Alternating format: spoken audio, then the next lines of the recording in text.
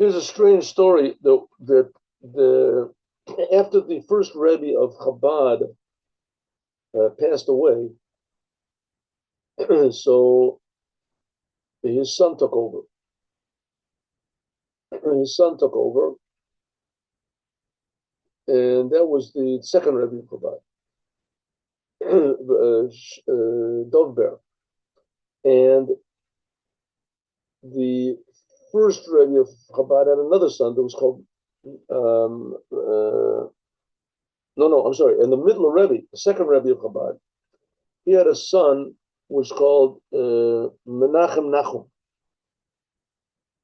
his son. And I told one story about him, how the horse fell on him. But here's another story.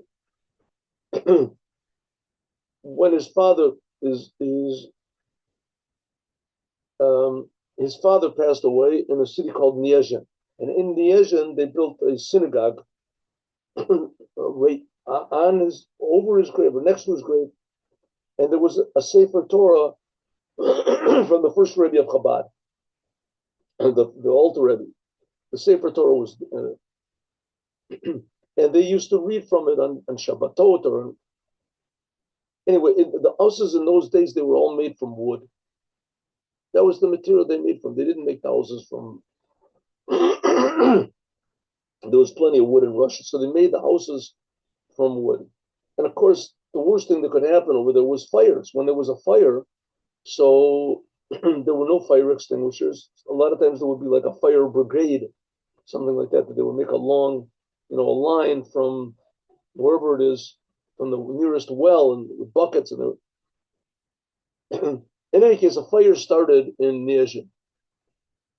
And Rav Menachem Nachum, he ran to the synagogue to save the Sefer Torah that was in the synagogue.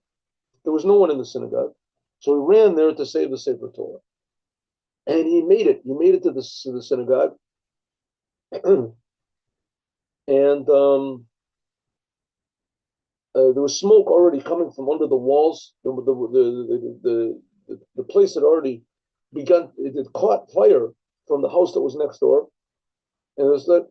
But he made it. He ran to the Aron HaKodesh to open the doors, and he realized that he had left the key home. Now he didn't know what to do.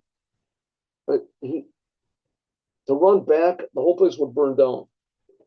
To open up, he didn't have the key. There was no way of trying. He didn't know what to do. So he was stymied a little bit, stood there. Then all of a sudden, he noticed that someone was standing with their back to him, in front of him, someone had come there before him. And the person opened up the Aron HaKodesh, took out the Sefer Torah, and turned around and gave it to him, and it was his grandfather, the Alter Rebbe, who had passed away years before. He took out the Sefer Torah and he gave it to him, and he told him, "Now run, leave." And he ran out of the synagogue. It was already, as soon as he left, the whole place just burst into flames and collapsed. He said it was an actual story where he actually saw the first Rebbe of Chabad, the Alter Rebbe, and the Alter Rebbe physically opened up the doors and gave him the physical Sefer Torah that he had.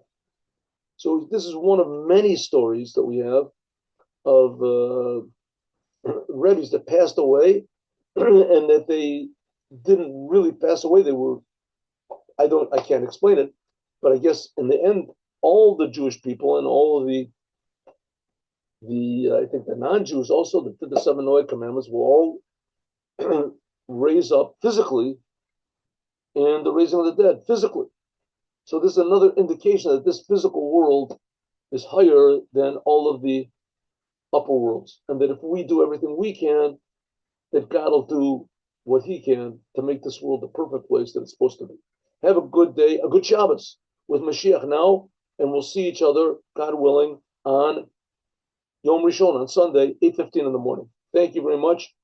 Yechia Melech, long live the King, the Rebbe, Mashiach now, and we'll see you. Shalom.